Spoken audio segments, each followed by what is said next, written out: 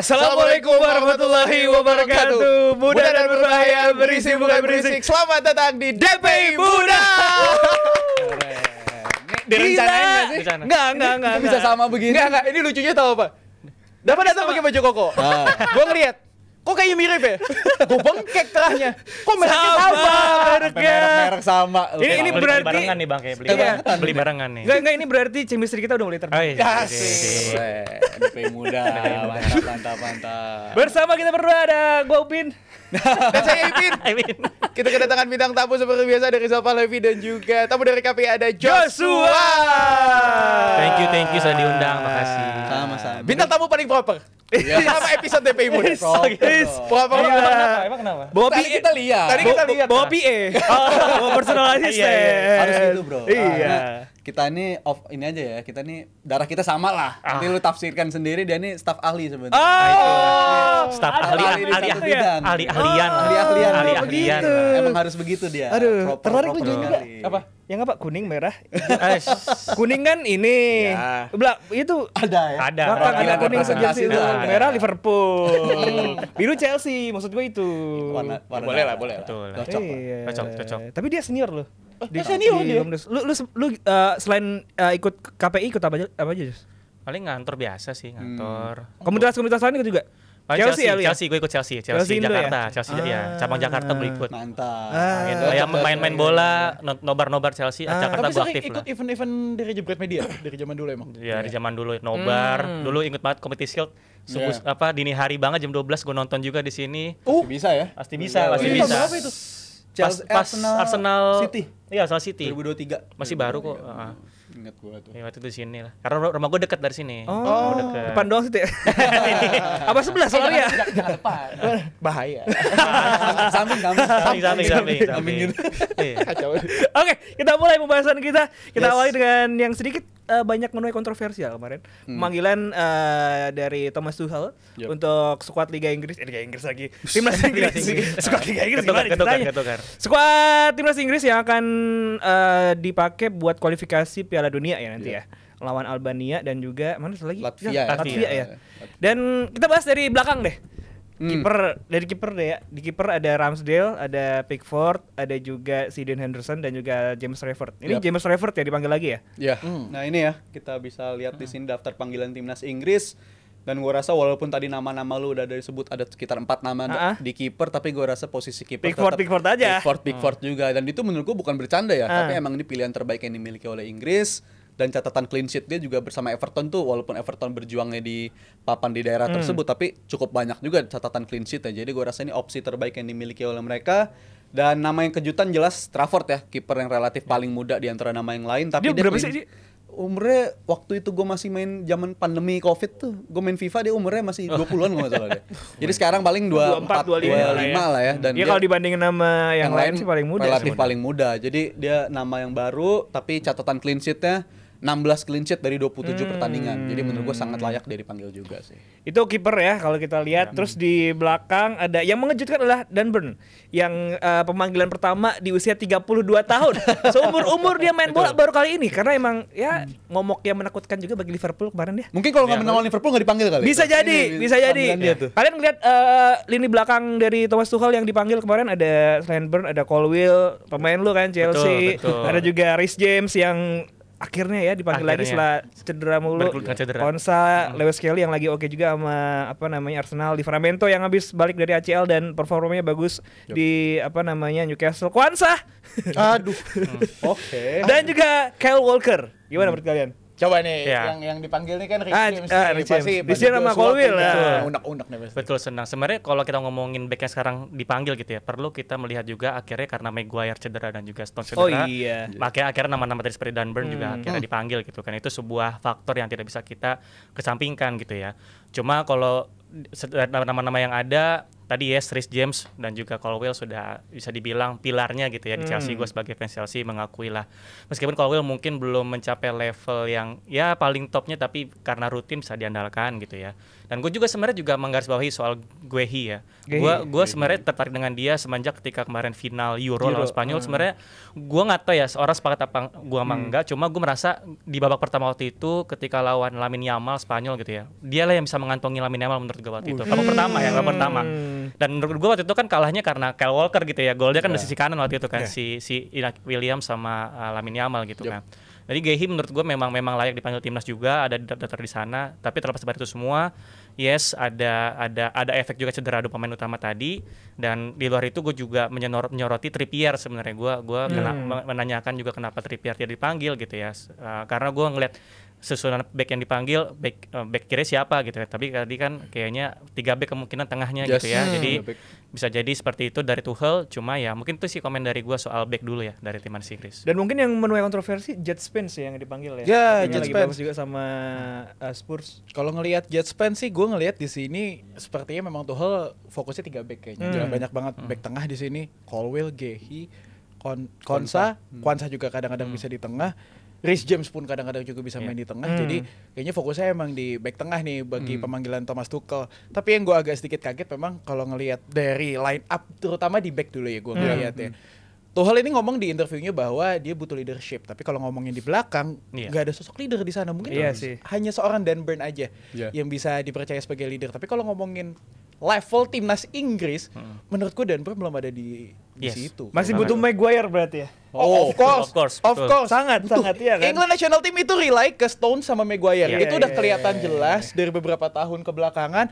Jadi memang ya nggak perlu ekspektasi tinggi dulu ke lini belakang kalau gue ngelihat, karena memang back ini sebenarnya juga punya potensi, apalagi Guehi tadi udah disebutin ya, walaupun memang secara postur nggak terlalu gede 182 tapi dia punya kapabilitas lah untuk bermain di timnas Inggris. Sejelek-jeleknya Maguire di timnas Inggris nggak pernah ada sejelek Maguire versi MU. Jadi menurut gua ini pemain yang kena lagi MU. Kena lagi MU. Di Inggris nggak pernah sejelek itu dia. Di timnas Inggris menurut gua nggak tergantikan kalau di timnas Inggris maupun 3 back mau pakai 4 back Maguire tetap perlu, tapi untungnya versi MU nggak pernah ke bawah sampai ke timnas. Jadi gua bersyukurnya di Inggris itu sih. Tapi gua nungguin satu sih. Apa tuh? Kwanzaa versi Inggris tuh kayak gimana?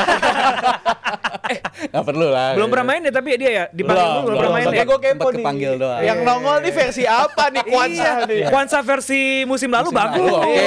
Musim ini ya susah ya. Ini Kwanzaa apa kewalahan ya?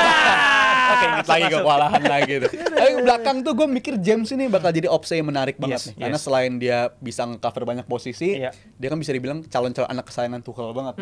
Oh iya, dari zaman Chelsea ya? Di zaman Chelsea, era tersuburnya James kan lahir di eranya Thomas Tuchel. Jadi gue ngerasa dia punya peran penting banget di timnas Inggris nanti.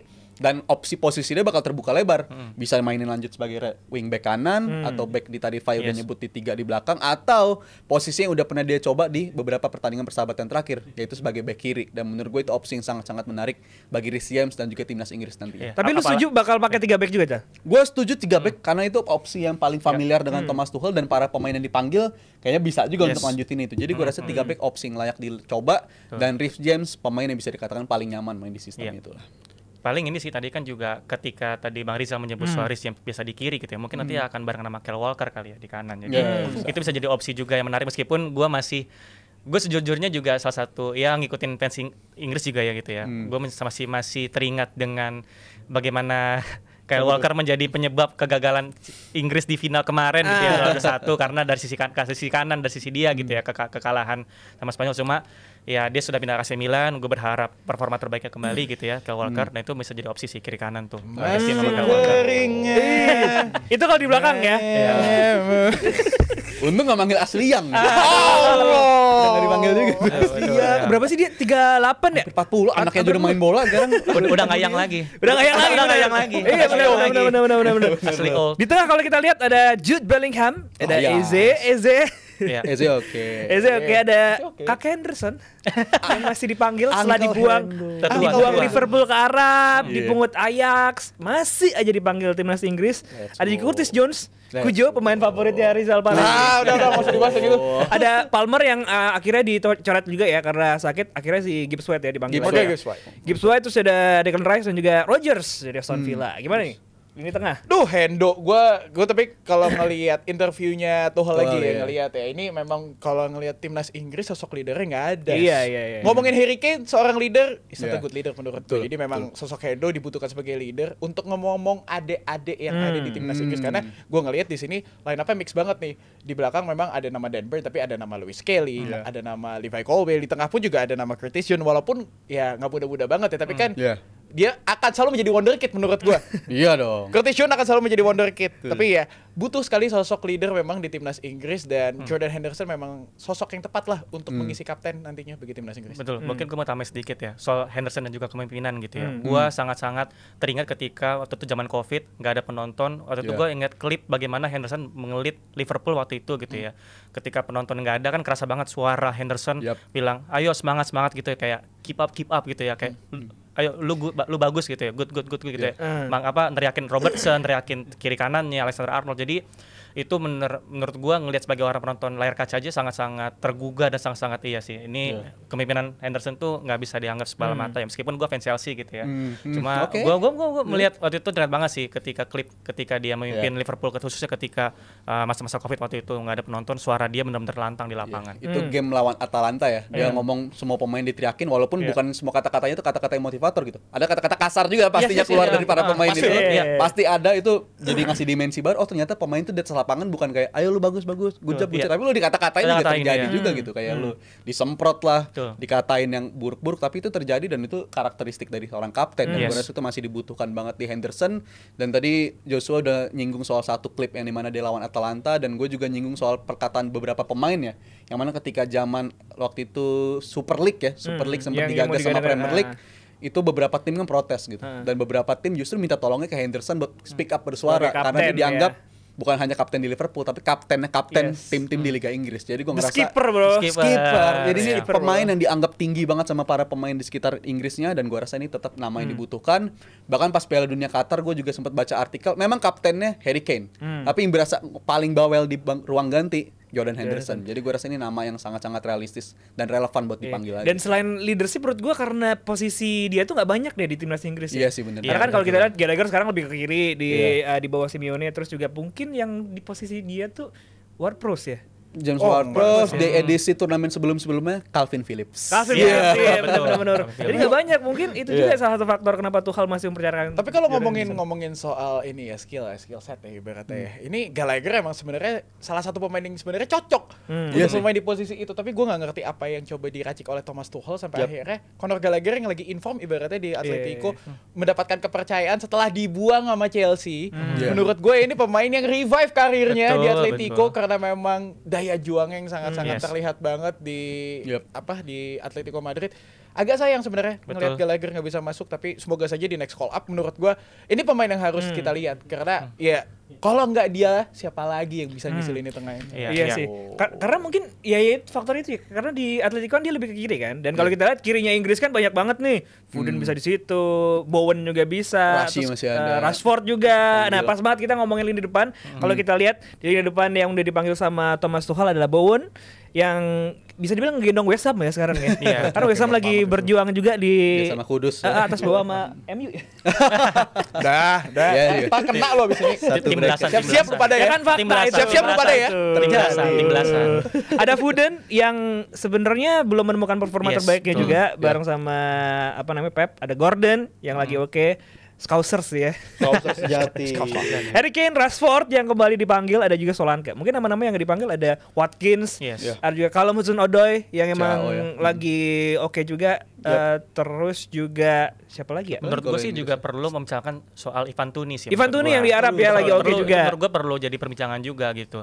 Sebenarnya kalau lihat Rashford gitu, kita ngomongin Rashford deh. Menurut gue sebenarnya dia layak, karena menurut gue berkaca pada turnamen kompetitif terakhir ya, lagi-lagi ke Euro final kemarin ya, gue merasa Inggris itu depannya tuh kurang pemain kreatif macam Rashford atau Grealish gitu ya. Kalau Grealish kita kan belum lihat lagi terbaiknya, tapi kalau Rashford menurut gue layak diberi kesempatan gitu ya, karena ya kalau kemarin kan dicoba kan Foden di kiri gitu ya pas final Euro kemarin, dan terbukti tidak jalan gitu ya, dia tidak nyaman di sana. Dan Rashford menurut gue bisa menjadi jawaban gitu ya, ketika apalagi sekarang sudah pindah dari tim merah itu gitu ya. Tim merah ya. Tim bagus itu kan. Oh, tim bagus ya. Tapi kok belasan ya. Tandain lu pada ya. Ya kenaikan tingkat lah. Ada tingkat ya. Pindah ke Aston Villa. Iya main UCL lagi. Betul. Bisa ini juara ini Mas. Jujur gue nggak kebayang gitu ya. Lu dari tim MU pindah ke Aston Villa gitu ya, untuk main UCL lu pindah ke Aston Villa gitu ya. Lu dari tim sebesar MU. Ya itulah. Tapi itulah gitu ya.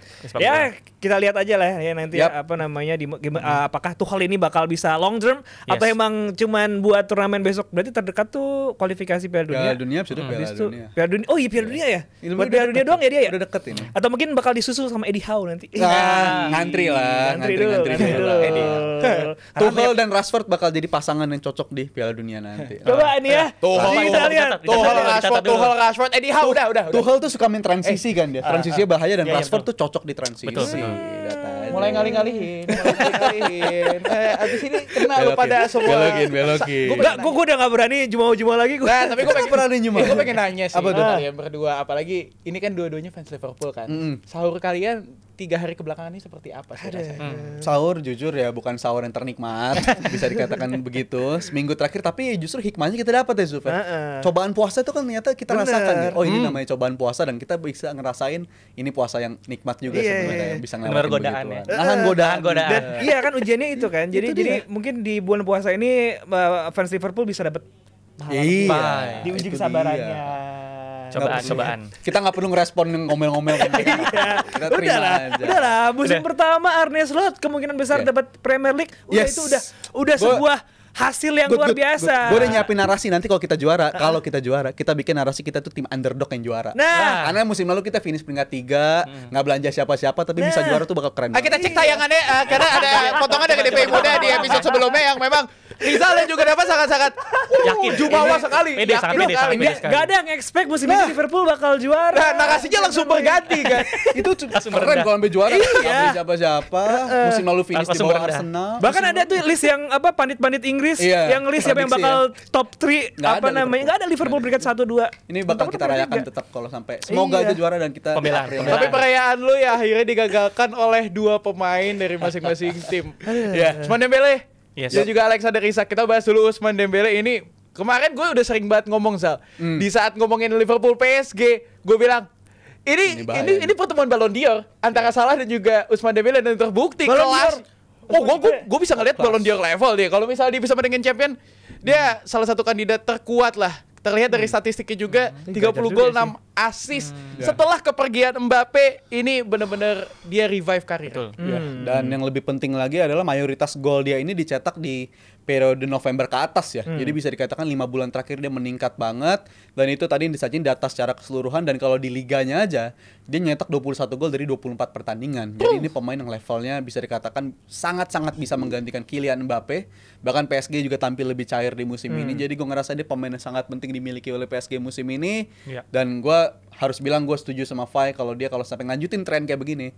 Karena Ligue 1 udah pasti juara lah ya. Ya udah jauh lah itulah. Jauh banget itu. Di Champions kalau sampai bisa berbicara banyak, menurut gue Dembele layak diperdebatkan juga buat dapetin Ballon d'Or nanti nih. Ya, meskipun menurut gue ya kalau ngomongin Ballon d'Or juga tetap ngomongin Rafinha juga perlu sih menurut gue. Udah nggak ada yang ngomongin Salah ya sekarang ya? Udah nggak relevan. Bisa jadi. Premier League doang kurang bro. Gimana lanjut. Gede Suf, Premier League gede Suf. Perbaiki. Tapi kalau ngomongin Dembele gue sepakat gitu ya, sangat revive apalagi dibanding Dortmund jauh gitu ya. Maksudnya tentu kan Barcelona kita anggap dia agak flop gitu ya. Cuma kalau menurut Dortmund sebagai salah satu momen dia terbaik juga lebih baik sekarang gitu ya di PSG. Dan ngomongin PSG dan Dembele, gue teringat nyengirnya dia gitu ya sama Barcelona gitu waktu itu ya menggugurkan Barcelona.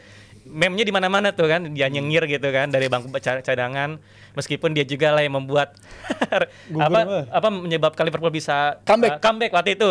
Kill game ya. Never give up kalau kata Salah kan. Padahal kan kalau waktu itu dia golin tuh yang peluang terakhir kan di Camp Nou, harusnya kan Liverpool nggak mungkin bisa balik. Cuma itulah sosok Dembele gitu, dan gua ya menantikan lah dia terus berkembang ke depannya di PSG. Dan kalau gua ngeliat Dembele di PSG ini pertemuan antara pelatih si Enrique yang bisa memanfaatkan Dembele dan juga kedewasaan dari Dembele yang kalau kita lihat ternyata udah 27 tahun dia. Gue pikir masih Di bawah 25 lah. Karena kan ini dari dulu wonderkid. Tapi memang ada pemain-pemain yang selalu menjadi wonderkid. Salah satunya Curtis Jones, Elliott, Raheem Sterling. Gue tuh beli Dembele dari karir mode FIFA udah dari FIFA 17 kali. Jadi bisa dibayangin udah lama juga nih pemain sebenarnya dari dulu. Dan kalau kita lihat kan biasa sekarang lini depannya variatif banget ya. Ada Kvaratskhelia, ada Dembele, terus juga Lee Kang-in, Ramos, Desir Due, siapa lagi? Ramos. Iya, Gue kaget sih tapi lu nyebutin Lee Kang-in sih kemarin. Masih opsi depan. Opsi kan. Di liga masih. Lu enggak lihat kemarin? Pas lawan Liverpool kacau. Kacau. Sabar teman-teman. Sabar. Di dribbling sama dia. Hilang bola. Gue bilang, astagfirullahaladzim. Berat lah. Tapi kalau gue ngelihat Dembele, ini benar-benar seperti pemain yang berbeda di saat di Dortmund, di saat Barcelona dan di PSG. Ini seperti nemuin kedewasaannya. Apa benar emang apa yang dikatakan oleh Dava? Kedewasaannya yang membuat akhirnya Dembele menjadi pemain seperti ini. Iya, kedewasaannya menurut gue yang main dia bersama Paris itu beda banget sama versi-versi dia bersama Barcelona dan Dortmund. Bahkan bukan hanya versi, dari segi end product pun juga ini musim tersubur dia sepanjang karir loh. Jadi menurut gue dia sangat berkembang dari hal itu. Dia lebih pintar ngejaga kondisi diri dia dibandingkan di klub-klub sebelumnya. Karena bersama PSG baru-baru ini dia bisa terbebas dari namanya cedera gitu, momok cedera. Karena itu menurut gue nggak lepas dari karakter lu sendiri. Bisa aja lu pemain yang karakter kayak Neymar, mau latihan sekeras apapun ya tetap bakal cedera-cedera juga gitu, setalenta apapun. Tapi kalau Dembele, dia pintar ngejaga dirinya dan dia bisa bikin diri dia available terus tersedia tiap pekan, tuh penting banget bagi. Dan Enrique kan bisa ngasih kebebasan buat pemain si Dembele kan, dia kadang main di kanan, kadang juga bisa dijadiin fast line gitu kan segala macam. Jadi gue melihat dia lebih nyaman gitu loh permainannya di bawah si Enrique ini. Gue sih sangat ini ya. Ini kan yang di headline dua Liverpool sampai batuk kan. Dembele dan Isak, dan gue sama sekali harus bilang fans Liverpool nggak perlu malu ketika disingkirkan sama dua nama ini gitu. Karena dua-duanya tampil sangat bagus dan timnya emang tampil jauh lebih bagus ketimbang Liverpool. Jadi ini dua nama yang benar-benar gue suka banget sih. Semoga aja dua-duanya masih bertahan di klubnya masing-masing ya, karena bisa aja salah satunya ada yang cabut nanti. Gue khawatirnya. Satu pertanyaan singkat, jawab iya apa enggak? Dembele Ballon d'Or nggak tahun ini? Belum sih gue. Belum. Belum sih gue. Nope ya? Kan kandidat ya top 5 ya sih kan. Top 5 ya, tapi Ballon d'Or masih nope. Kalau dia bisa pertahanin ini di musim yang akan datang, mungkin bisa kita perlibatkan lagi. Kata Bang Abrar kalau kalah lawan Arsenal. di mana? Kalah sama Arsenal di semifinal. Mau nggak mau berarti mau nggak mau Arsenal Madrid ya? Iya. Dulu.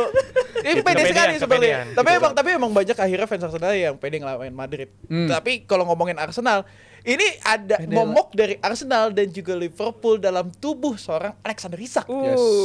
Yang menjadi isak tangis bagi dua klub itu menurut gue. Kayak bener-bener, wah ini orang elite player. Tapi lu nganggapnya elite player gak sih seorang Alexander Isak? Udah elite. Iya, udah. Sejak musim lalu gue ngerasa dia udah elite, at least di level Premier League lah. Di level Premier League gue rasa kalau ngomongin elite striker ya ada Haaland, bawahnya ada dia gitu. Isak udah mempertahankan level ini, dan ini kan dia golin subur gini bukan cuma di musim ini doang. Musim lalu pun juga udah kelihatan subur, dan di musim pertamanya walaupun gak sesubur yang sekarang, masih di bawah yang sekarang lah, tapi di musim pertama tuh udah kelihatan potensi dia tuh gede banget. Dan didatangin juga harganya mahal banget. Dan gue cukup menggelitik lihat interviewnya Eddie Howe kemarin ya, yang dia bilang ketika kita kalah di Anfield lawan Liverpool di bulan Februari lalu, itu sebenarnya kita nyimpen tenaga buat di Carabao Cup final. Karena itu Isak tiba-tiba satu-satunya game ini cedera di tahun ini lawan Liverpool kan. Dan itu ternyata kata Eddie Howe udah by design kata dia, supaya kekuatan Newcastle tuh nggak kebaca sama Liverpool. Dan itu menurut gue top class ya Eddie Howe kemarin. Top class. Isaknya juga top class. Ya, paling ngomongin soal Isak ya, menurut gue dia adalah salah satu anomali dan juga sebuah cahaya, bukan cahaya sih ya. Cahaya. Kayak Nippon. Karena menurut gue kan sekarang kan ngomongin striker yang bener-bener top player kan susah gitu ya. Bahkan menurut gue menurut gue bahkan hanya Harry Kane menurut gue saat ini bener-bener top class player untuk striker gitu. Oh iya, Haaland lah, dua-dua itulah gitu ya. Karena kalau Lewa kan sudah ketuaan gitu ya. Kalau kita ngomongin Benjamin Sesko, ngomongin Gyökeres, belum lah. Apalagi striker idola Chelsea Nicholas Jackson juga bagus. Palmer bagus kalau ada dia. Iya. Artinya dia pemain bagus. Jadi menurut gua Isak, bagi gua sangat-sangat senang ngeliat dia klinis banget sih. Klinis, bisa kompak sama temennya, bagi kiri kanan sama Gordon ya sering ya. Sama Gordon gitu ya, one two. Jadi ya ini benar-benar Isak tuh menjadi jawaban gitu di tengah mungkin kegersangan dan kutip gitu ya stok striker 2 tahun 3 tahun terakhir ke depan sih, atau musim depan lah, Isak nih pasti akan jadi rebutan sih menurut gua. Dia gacor kenapa coba? Kenapa? Karena abis Isak taraweh bro. Udah nyiapin dan bro udah nyiapin. Kita banget. Gak ada. Kita lu gak pakai koko. Kita banget. Ini udah pakai koko. Kita banget. Oh taraweh ini kita. Tapi emang iya sih Isak ini kan tipikal striker modern yang dia bisa apa ya mobile dan juga bisa apa ya kekurangan dari striker-striker lain tuh ada di dia gitu loh. Bisa ya tipikal striker modern yang dibutuhkan banyak tim sekarang termasuk Liverpool, Arsenal, Chelsea butuh striker-striker kayak Isak gitu. Dia tinggi tapi cepet deh. Iya. Gitu. Jadi ini sebenarnya curahan hati dua fans Liverpool yang menginginkan Isak untuk datang ke timnya sebenarnya. Udah mulai dipepet. Udah dikontak. Gue juga mau sih kalau boleh. Semuanya aja mau. Gue juga mau sih kalau semuanya boleh. mau. Gue sebenarnya mau. Tapi tahu diri. Sabar, striker lu kan muda-muda. Iya. Isak masih muda. Muda dan berbahaya. Isak lagi. Bukan berisi.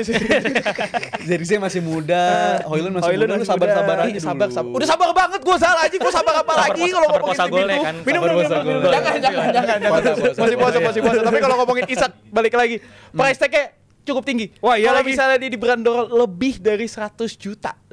Buat fans Liverpool dan juga Chelsea, rela nggak sih untuk ngeluarin kocek sebesar itu? Kalau Liverpool sih kayaknya nggak relate ya beli pemain di atas 100 juta. Nah itu makanya itu jadi perbincangan yang menarik karena pastinya harga pemain ini di atas 100 juta menurut gua. Layak nggak sih sebenarnya seorang Alexander Isak dihargai sebegitu mahalnya? Kalau menurut gua layak 100 juta lah kita berbicara nego-nego sampai 100 juta karena satu Premier League proven. Menurut gue ini penting banget proven di Premier League karena kan dia di Newcastle bukan hanya ketika lawan tim yang high line defensif aja dia bisa ngegolin, tapi lawan tim-tim low block bisa jadi jawaban juga gitu Isak ini. Jadi gue rasa dia sangat layak dibanderol harga 100 juta dan semoga Liverpool kalau udah namanya butuh banget pemain dia rela-rela aja gitu keluar duit walaupun masih di kontrak itu kan karena jual Coutinho Bang, tapi dulu Alisson kiper termahal di dunia ditebus. Van Dijk kiper termahal di dunia ditebus juga. Darwin sempat mecahin rekor transfer juga, ditebus-tebus juga walaupun akhirnya nggak sesuai ekspektasi ya. Tapi gue rasa sesuai perkataan di Fabrizio Romano waktu itu ya, duit bukan jadi masalah bagi Liverpool di bursa transfer akan datang. Semoga aja Bang. Semoga ya. Gue nego tipis ya 90 lah.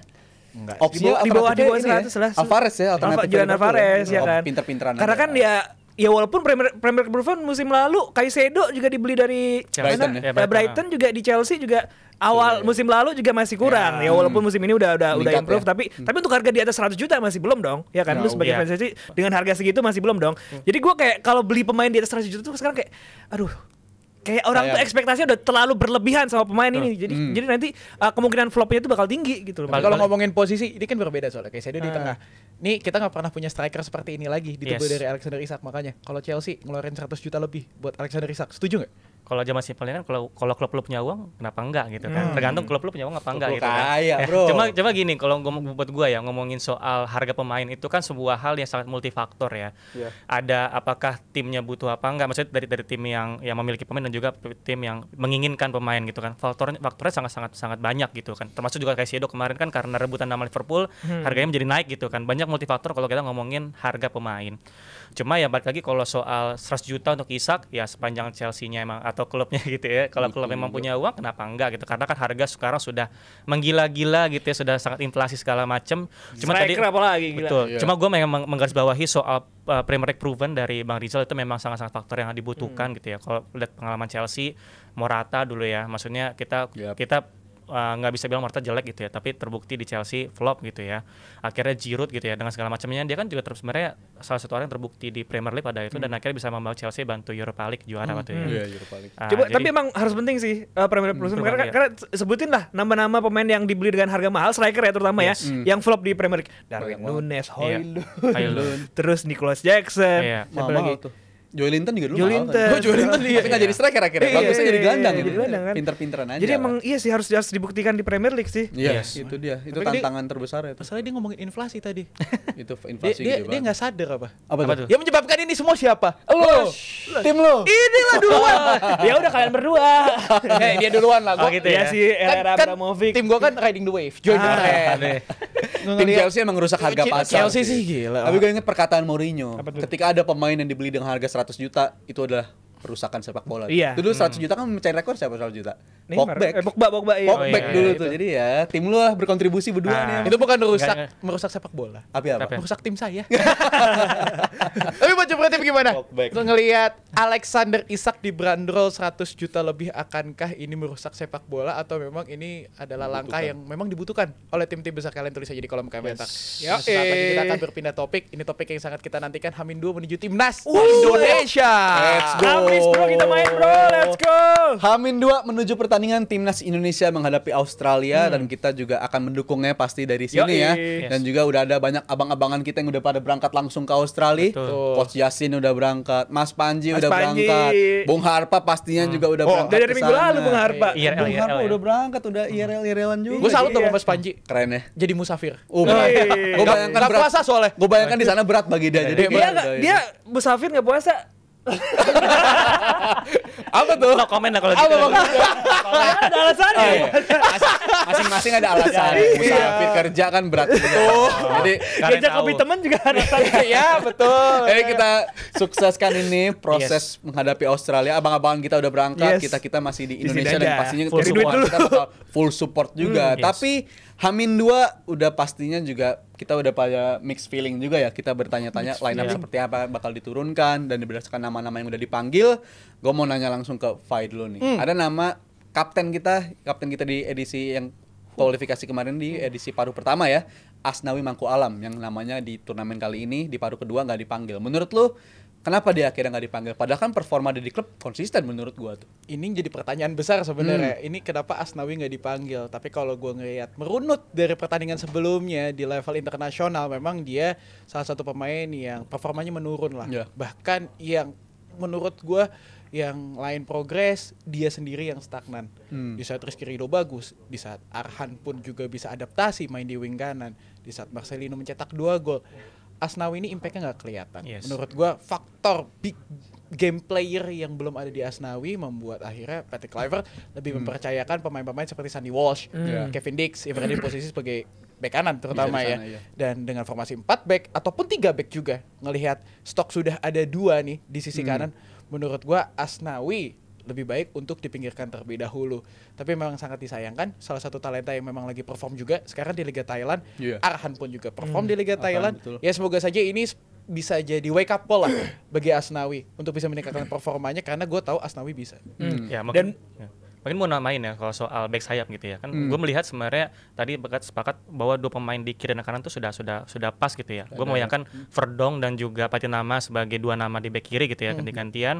Di kanan tuh Walsh dan juga Kevin Dix lah yang pertama gitu ya. Apa namanya, Dean James juga bisa. Dan gue melihat kalau ada juga nama Arhan gitu kan. Jadi Arhan kan menurut gue cukup versatile dan juga punya skill set yang tidak dimiliki semua orang, yaitu lemparannya gitu ya. Dan menurut gue tetap perlu dipanggil Arhan. Jadi ketika ada momen-momen dari terakhir ada cedera gitu ya, back yang 2 tadi, Arhan bisa menjadi pengganti gitu ya, jadi backup plan gitu kan. Jadi ya karena udah cukup gitu ya, 2 di kiri 2 di kanan, maka Asnawi nggak perlu lagi menurut gue. Tinggal Arhan kalau memang dibutuhkan benar-benar kritis banget, barulah dia masuk gitu ya. Lu Zuf termasuk yang menyayangkan nggak di pinggirkannya Asnawi Mangku Alam ini dulu nih di 2 laga yang akan datang? Kalau gue sih ya itu kan keputusan pelatih ya, balik lagi ya, karena kan ya fullback kita udah tadi udah disebutin juga kanan Kevin Dix. Kemarin bahkan udah main lagi kan Copenhagen. Iya udah tersedia. Lawan Chelsea udah main lagi. Lawan Chelsea udah main lagi kan? Iya kan? Walaupun kalah juga Copenhagen, tapi menyulitkan ya. Kapan lagi pemain Indonesia main di Stamford Bridge? itu baru itu. Menyulitkan lagi Kevin Dix. Ada juga Sandy Walsh yang walaupun ya ini kan Sandy Walsh juga versatile banget ini di bareng-bareng Marinos, bisa center back, terus juga di kanan. Gue setuju sama kata-kata Joshua tadi, di mana kalau head to head kan ngebandingin Asnawi sama Arhan ya. Arhan aja dipanggil, kenapa Asnawi enggak gitu. Karena si Arhan ini bisa jadi salah satu solusi untuk ketika kita butuh gol, lemparan ke dalamnya kan kalau kita lihat dari era-era sebelumnya kan emang dibutuhkan gitu kan. Jadi bisa jadi game changer lah ketika dia nanti entah dimainin cuma di babak kedua, entah dimainin cuma 20 menit, 10 menit di akhir babak kedua gitu segala macam. Tapi dia bisa jadi pembeda gitu. Kalau Asnawi kan ya skill set dia tuh udah dimiliki sama back-back lain, terutama back-back yang main di Eropa kelasnya. Faktor X-nya dari Pratama Arhan ya, lemparan ke dalamnya ya. Yang kalau bilang istilahnya Adiani pemadam kebakaran lah. Kalau ternyata ini butuhkan 4 kali gue nyatet lu ngomong pemadam kebakaran. Damkar. Top class. Damkar. Top class Pratama Arhan nih jadinya nih. Jadi semoga aja opsi fullback bisa terjawab di kemudian hari, dan sekaligus ngomongin fullback ya pasti kita menunggu 3 back atau 4 back nih. Tapi gue rasa apapun itu pilihan yang terbaik adalah itu pilihannya pelatih, dan itu pasti udah mempersiapkan banget karena lawannya adalah Australia sendiri yang udah berpengalaman banget di turnamen kayak begini kan. Tapi kita beranjak ke pertanyaan selanjutnya kan, akhirnya kemarin ya pemain-pemain yang belum tersedia di awal akhirnya menyusul ke pemain-pemain yang lain tuh. Menurut lo ini dampaknya akan seperti apa nih? Karena kan kita tahu menghadapi turnamen ini kita nggak punya pertandingan persahabatan gitu, dan ini pemain-pemain pun juga nggak datang secara bersamaan. Kendalanya menurut tuh bakal ada nggak sih kayak begini?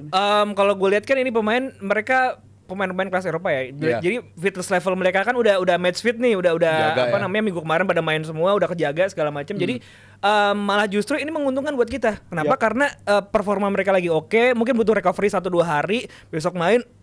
Jadi ketika mereka main, ya mereka dalam performa yang terbaik dan fitness level yang terbaik menurut mereka gitu. Jadi menurut gua recovery yang dikit ini bukan jadi suatu masalah karena emang level mereka udah level pemain Eropa di mana ya semuanya dijaga mulai dari makan, tidur, ya segala macam lah. Mungkin itu bukan jadi salah satu faktor yang jadi masalah. Kalau dari gue sih melihat 3 pemain baru ini benar-benar sebuah kepingan puzzle yang pelengkapi sekali sih menurut gua. Karena pertama mulai dari Dean James dulu ya, si James ya. Karena menurut gue melihat sebenarnya dia sebagai pemain sayap gitu ya. Ngelihat posisi sekarang kan orang pemain timnas yang di sayap yang benar-benar level high class itu kan Orat Mangun gitu ya. Egy belum lah gitu kan. Dan juga ya cedera juga. Iya, cedera juga gitu juga kan. Akumulasi. Sayuri nggak dipanggil gitu kan bersaudara. Jadi pasti dia akan menemani Orat Mangun gitu di depan, bisa jadi opsi. Terus kemudian soal Telu Pesi. Gue selama ini sangat-sangat menotis bagaimana Tom Haye, Ivan Giner tuh sebenarnya menurut gue pribadi ya sebenarnya agak kurang pas untuk main bareng. Tom Haye tuh butuh satu teman di tengah yang memang tukang jagalnya gitu ya, tukang nyikat kakinya gitu kan. Akhirnya itu Telu Pesi menjadi jawaban gitu kan. Karena akhirnya kemarin dicoba terus kan antara Choaon, Ivan Giner sama Tom Haye gitu kan. Dan menurut gue Tom Haye yang pasti menjadi starter tuh pasti Tom Haye gitu kan. Tinggal temannya siapa gitu kan, apakah Ivan Giner ataupun Choaon kan. Choaon sendiri belakangan udah mulai menurun, dan gue berharap Telu Pesi bisa menjadi jawaban juga kepingan melengkapi kepingan. Dan juga kalau main Emil tentu Martin Paes tidak ada backupnya ya. Gue sangat menghormati dan sangat mengakui kehebatan dari Hernando, cuma kan levelnya masih Indonesia gitu ya, maksudnya masih level lokal gitu ya. Jadi bisa menjadi backup dari Martin Paes. Jadi 3 itu memang menurut gue memang dibutuhkan timnas saat ini dan bisa inilah menjadi jawaban tambahan lah gitu buat timnas. 3 nama jadi melengkapi kepingan-kepingan puzzle di timnas Indonesia, dan pujian terhadap timnas Indonesia pun juga lahir dari para pemain Australia ya, yang menganggap tim kita ini tim yang berbeda dibandingkan edisi-edisi sebelumnya. Kita tim yang bertambah kuat setiap international matchday-nya pastinya. Jadi mereka pun mengakui kekuatan kita dan mereka sedang dihantui oleh badai cedera. Menurut lo gimana nih cara kita ekspektasi kita gitu, memanajemen ekspektasi supaya kita bisa sesuai porsinya menurut lu, Fai? Menurut lu gimana? Karena kan kita sekarang udah ngeliat timnas Australia ini banyak banget yang cedera, apakah kita punya peluang? Bahkan udah banyak yang juga bilang kita bisa menang di sana gitu. Menurut lu gimana kita cara ini pertama kalinya sepanjang sejarah mungkin ya. Timnas Indonesia kita punya harapan untuk bisa menang menghadapi Australia. Ya sebelumnya kita jadi lumbung gol, minimal ya nggak usah banyak-banyak lah golnya lah. Kemarin kita udah bisa nahan imbang Australia di GBK, dan sekarang kita main di Allianz, akankah bisa meraih minimal 1 poin kan? Tapi menurut gue 3 poin ini possible kalau ngelihat pemain-pemain Australia yang lagi babak belur, Iran Kunda dan kawan-kawan cedera, kulkas 2 pintunya di belakang juga lagi cedera juga. Sutar ini yang kemarin jadi momok sebenarnya kan. Di saat kita nggak bisa nembus lini pertahanan, sekarang ada celah di lini pertahanan dari Australia. Jadi ini sebenarnya ada harapan, tapi balik lagi, segala sesuatu bisa terjadi. Bisa nantinya kita menemukan Indonesia versi melawan China, ataupun Indonesia versi menghadapi Arab Saudi. Karena bola itu bundar, apapun bisa terjadi. Jadi semuanya, apapun itu secara detail, faktor-faktor kecil, contoh seperti recovery, itu bisa mempengaruhi nantinya permainan timnas seperti apa. Dan yang gue appreciate adalah bagaimana Bapak Erick Thohir, ini jajaran kepelatihan timnas Indonesia ini sangat-sangat mentereng, bisa gue bilang. Karena teman gue yang fisioterapi sampai cerita ke gue bahwa fisioterapi yang diambil oleh timnas Indonesia, Leo Echalt dan juga Chelsea Tanover, ini merupakan salah 2 fisioterapi yang memang cukup terkenal di dunia sepak bola. Jadi dia look up sama mereka juga dari fisioterapi Indonesia. Ya semoga aja secara recovery faktor-faktor teknis detail-detail kecil itu bisa ditutupi. Kita bisa ngeraih 3 poin nantinya di Allianz. Amin. Menurut lu, Zuf? Kita harus manage ekspektasi kita, bro. Karena expectation kills, bro. Karena ya udah kita ngincer 1 poin aja udah cukup. Ketika kita dapat 3 poin, ya kita seneng. Ketika kita ngincer 3 poin tapi kita dapetnya 1 poin atau mungkin kalah, ya kita bakal ada rasa kecewa. Terus ntar nanti pelatih kita banyak dapat hujatan, banyak dapat kritikan segala macam. Jadi emang ya kita jaga lah. Pokoknya jangan terlalu berharap. Kita realistis aja karena kan narasinya sekarang kan Australia lagi dihantam badai cedera, kita lebih diunggulkan segala macam, pemain kita tambahan 3 pemain. Terus ya balik lagi nih, Australia tim yang berpengalaman, punya bahkan berapa kali dia masuk Piala Dunia? Udah 4 edisi terakhir. 4 edisi terakhir kan. Ya. Bahkan lolos dari grup kan waktu itu kan, lolos dari grup sempat. Iya, sempat lolos. Lah kita terakhir ini 1904 berapa? 38. Sebelum Merdeka. Jadi ya kita harus udahlah, kita tenang aja gitu. Nggak perlu berekspektasi lebih. Kita realistis aja lah sama kalian. Terakhir dari lu gimana? Cuma menurut gua gini ya, gua sebenarnya berharap secara permainan gitu ya, ini lebih meningkat daripada melawan Jepang atau Arab Saudi kemarin. Kenapa? Karena inilah momentum di mana akhirnya semua pemain kita fit secara pemain intinya gitu ya. Karena terakhir kemarin kan pas lawan Jepang kan Kevin Dix cedera, akhirnya kan Hilgers juga cedera gitu ya. Jadi gue berharap Hilgers main sehat gitu ya, Kevin Dix juga, semua pemain sehat gitu ya, Ratmangun, Strike segala macam. Ditambah juga tadi 3 pemain tadi yang bisa menjadi jawaban tambahan. Gue berharap secara permainan sih ya berharap bisa lebih baik gitu ya daripada Arab Saudi kemarin gitu ya, karena semua lengkap. Tapi tetap mengenai poin ataupun hasil jumlah gol itu nantilah gitu ya, soal ekspektasi kita bagaimana menangkapnya. Dan juga kan pemain-pemain yang hadir ini kan mayoritas kan sudah dipanggil juga sebelumnya gitu ya, orang-orang yang lama sebenarnya kan, orang-orang yang sudah hadir di pas lawan Jepang maupun lawan Arab Saudi. Jadi tinggal bagaimana menjaga chemistry. 1-2 pemain yang baru masuk bisa melengkapi kepengen puzzle tadi, dan berharap pemain Indonesia membaik dan bisa mendapat hasil terbaik di sana. Amin. Intinya cuma satu sebenarnya. Intinya cuma satu, enjoy the ride. Enjoy the ride. Tapi tadi kan lu ngomongin soal permainan kita semoga lebih baik. Menurut lu mending permainan kita lebih baik atau menang? Ini pertanyaan klise ya sini ya. Atau mungkin permainan jelek banget, kita main defense counter tapi menang. Lu prefer mana? Kalau konteksnya untuk Australia, gue lebih prefer permainan ya, Australia, karena gue juga menyadari levelnya belum Australia. Tapi kalau Bahrain gue berharap menang sih. Kalau Bahrain, kalau Australia, at least kalaupun memang seri ataupun kalah gitu ya, mainnya baik lah gitu ya. Karena tadi gue melihat lawan Arab Saudi itu bisa gitu, lawan Arab Saudi bisa lah main baik gitu ya. Jadi ditambah semua pemain fit, 3 pemain tambahan, gue itu sih untuk Australia berharap main bagus. Let's go, amin. Berkah Ramadan. Jangan lupa nanti nonton live reaction kita ya, karena ada Papa Greg, ada teman SMA gue Yusa Nugraha, ada Om Nico dan juga Coach Cita Kerlen. Top class terus lu. Top class. Halo Bang Diani, diam dulu ya. Dipakai terus kan. Oke. Dari timnas sudah kelar, sekarang gue balikin ke Dazu. Kita lanjut seperti biasa di DPI Muda, nggak afdol kalau nggak ada game. Sekarang kita masuk ke hat trick trivia, bukan 5 detik lagi. Bermenit-menit kita. Karena di episode sebelumnya membuat kita berpikir jawabannya apa ini, tapi kita tanya dulu sama quizmaster kita. Oke. Seperti apa kuisnya untuk di episode kali ini? Selamat malam quizmaster. Selamat malam. Halo. Nungguin ada. Quizmaster habis minum. Habis buka soalnya. Baru buka. Ini kuisnya seperti apa nih quizmaster kita? Nanti akan ada 6 pemain. Nah, setiap pemain ini punya kesamaan. Wow. Tapi dari 6 pemain itu ada satu yang tidak punya kesamaan sama sekali dengan yang lain. Impostor. Dia impostor berarti. Oke. Berarti kita harus menebak satu pemain yang menjadi impostor itu ya? Iya, betul. Kocak nih. Seru. Oke. Let's go. Ready? Apakah dengan baju yang sama yang kita kenakan akan kita mendapatkan hukuman lagi, Bang? Kayaknya cocok lu hukuman berdua. Jangan dong. Walaupun emang kita langganannya ya. Kita langganannya. Enggak sih, lu aja sih. Ya bel dulu Sal.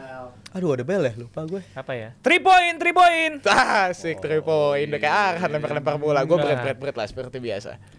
Apa ya? Garuda kali ya menyambut Indonesia. Garuda gitu ya. Cocok. Gue apa ya? Gue Tun Army. Tun Army. Karbitan ternyata. Langsung aja ke pertanyaan pertama quizmaster kita, silakan. Let's go. Pertanyaan pertama, silakan. Tebak yang bukan Siapa aku. yang tidak punya hubungan di antara tim-tim pemain ini? Wah gila. Susahnya tuh ya. Kok ada Cristiano? Ada siapa itu? Nacho ya? Kanan siapa ya kanan atas? Nacho, De Jules Jong, ya? Kunde, Jules Kounde, Nacho, Rapinya. De Jong, Chesney. Oh my god, ini susah lagi. Ada Gua clue nggak, nyaris Bang? kejawab tapi bukan itu ternyata. Ada clue nggak, Bang?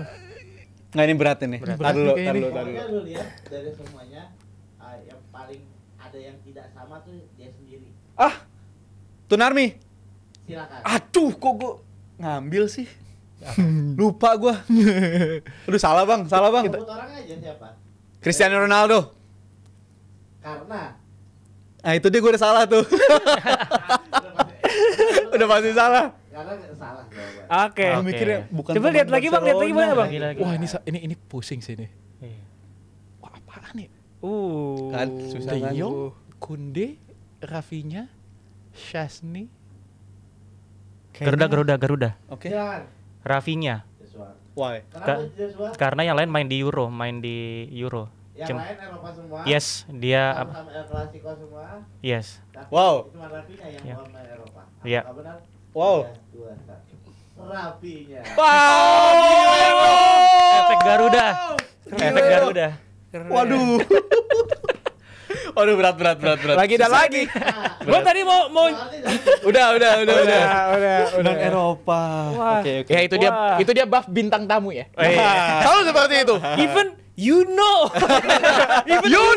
Bisa di sini. Sesimpel itu ya, sesimpel itu pada. Iya, Sesimpel itu pada. Tapi seru. 1 poin buat Joshua. Kita langsung masuk ke pertanyaan kedua. Silakan. Waduh. Bak yang Juan mata ya? No.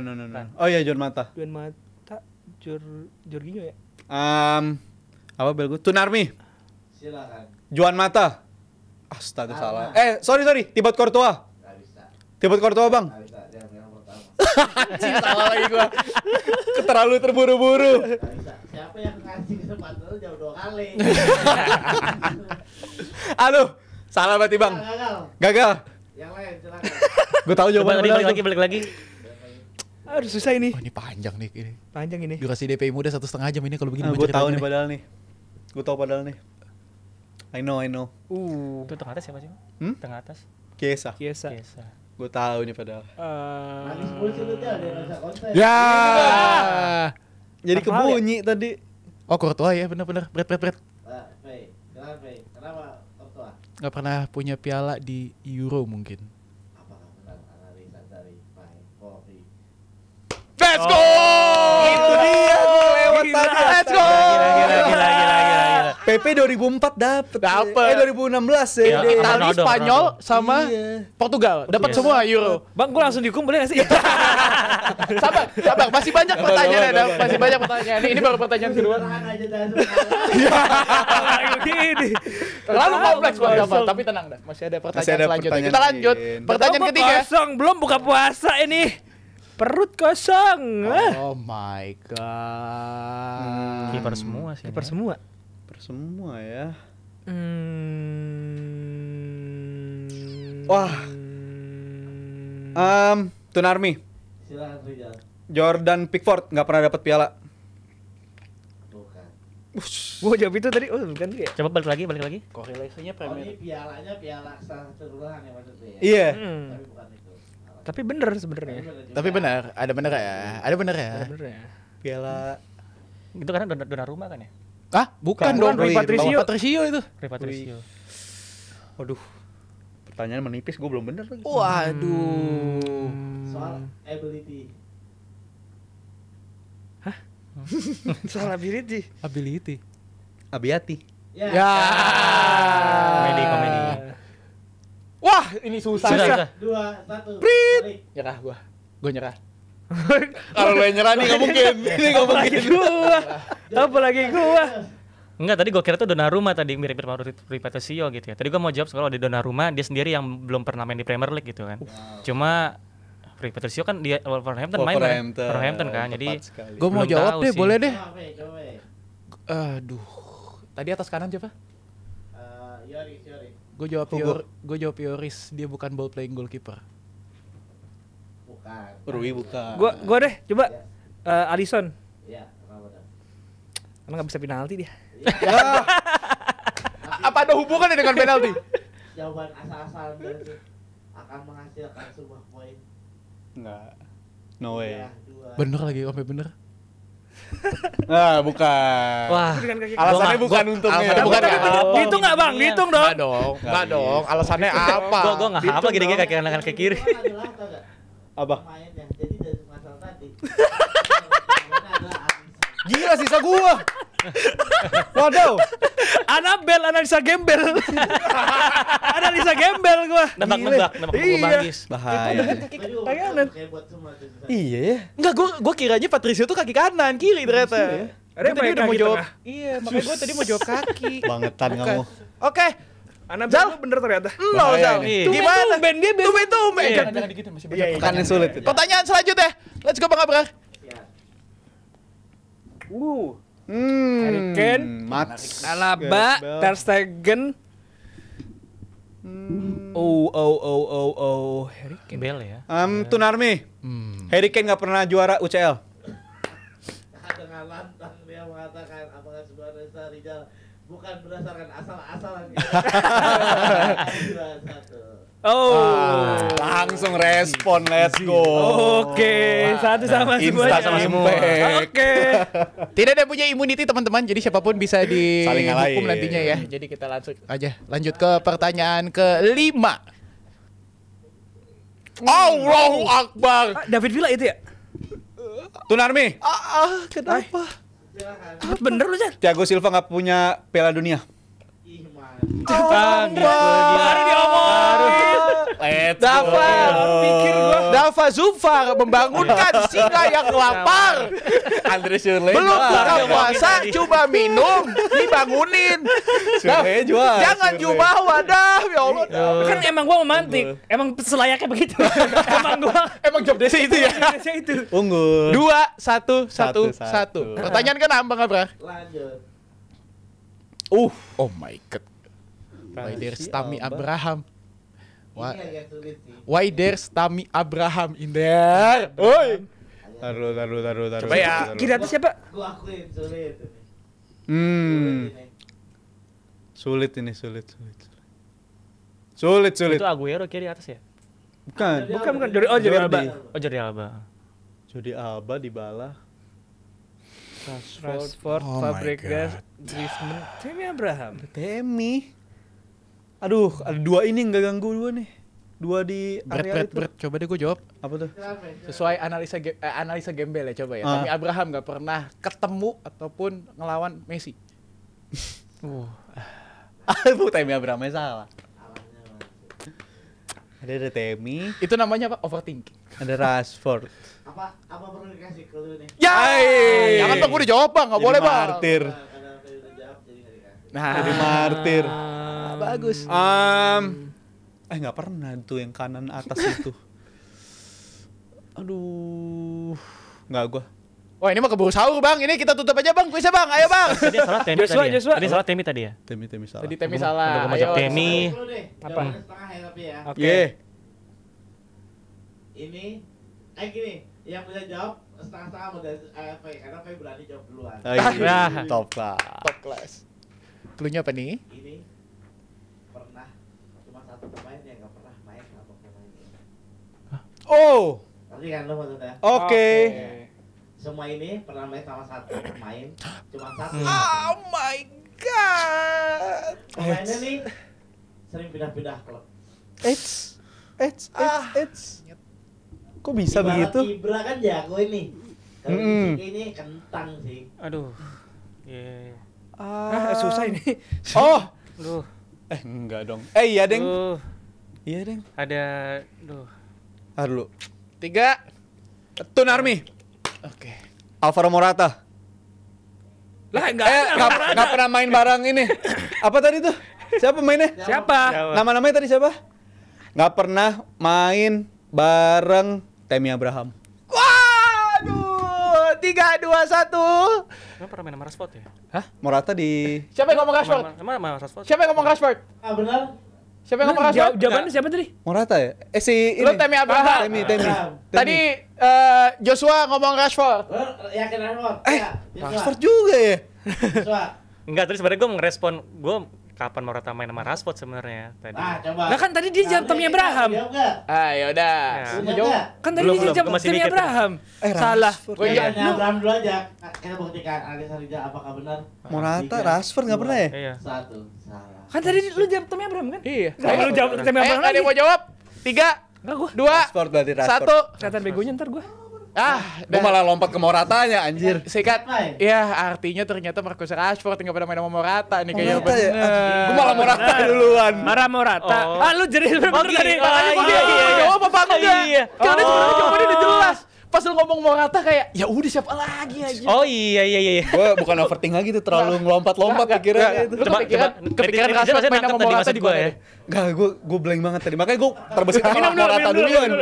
Oh, gue malah jawaban ini. Begadang nangis, begadang. Malah jawaban bener deh gue ini. Aduh, tidak ada yang dapat poin. Kalau Oh, gua dia- setengah. Tadi gua hampir tadi gua tuh. Ada itu Nggak tahu tadi Rashford gak pernah main sama Morata. Iya, Rizal. Dia tahu Morata. Jawaban Morata aja jawab. V dapat poin. Enggak kan? Apaan tuh ya? Kalau dia overthink, kalau gue emang nggak bisa mikir. Ya. Pertanyaan selanjutnya Bang Abrar. Lompat kejauhan gue. Masih main ya? Allahu Rabbi la ilaha illallah. Siapa itu maju kanan Muhammadur kiri? Rasulullah. Vicario ya? Unai. Itu Vicario. Vicario kanan Unai. Unai. Eh, Raya. Ai. Bret. Masih bisa mikir nih, Pak. Sikadam. Pai. Vicario bukan Spanyol soalnya. Nah. 3, 2, 1, silakan. Anjay. Keren loh. Unggul. Dua ya. Top Top G bro, top tas bro. Zal, Lu tadi janjian gue di belakang, udahlah gue ngalah aja. Dua-dua nih ya. masalahnya poinnya sama, gue takut gue. Yuk lanjut. 3 lagi ya. 3 lagi. Oh, Oke. banyak ya. Oke. Waduh. Kenapa Ada Neuer? Wah, aneh nih. Mbappe. Ini korelasinya pasti ke piala ataupun apa ini? Mbappe lagi. Bola. Mason Mount ya? Kenapa ya? Ada Mbappe coy. Yang bukan. Ini cluenya Iya. nggak pernah ikut puasa. Ya. Puasaan dia. Taruh. Oh, ini berat sih, Cuk. Kalau salah gua kasih clue dah. Gua jawab deh, Bang. Singkat. Lu dulu aja. Lu dulu aja. Jangan bisa jawab. Lu kenapa ngarau? Liao nggak pernah main di final UCL. Apa benar? 3, 2, 1. Gila Nggak sih. perlu. Tapi Oke. orangnya benar. Oke. Orangnya. Iya ya. Udah poin gitu dah. Iya. Tahu gua, Bang. Iya, tahu gua. Nggak pernah main di final UCL juga. Iya. Bisa dibener-benerin itu. Iya. Bener-bener. Oke, Rizal cukup Rizal. Thank you, Bang. Istirahat lagi ya. Sudah. Istirahat bisa minum habisin. Ada 2 ini soal. Masih ada 2 soal. Ada soal, Oke, ya. lanjut, Bang. Osimhen. Nicholas striker semua ya? Nicholas Jackson, Osimhen.